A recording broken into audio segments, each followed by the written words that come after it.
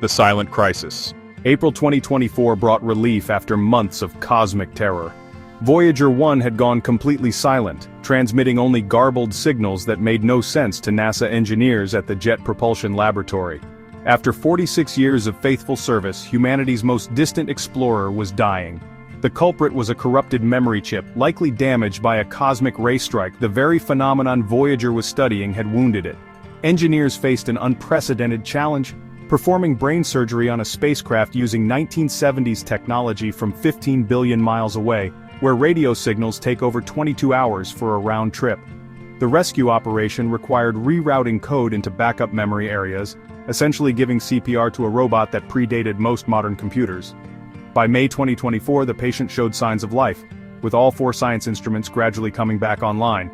This wasn't just an engineering triumph, it was humanity's lifeline to the only measurements we have from beyond our solar system.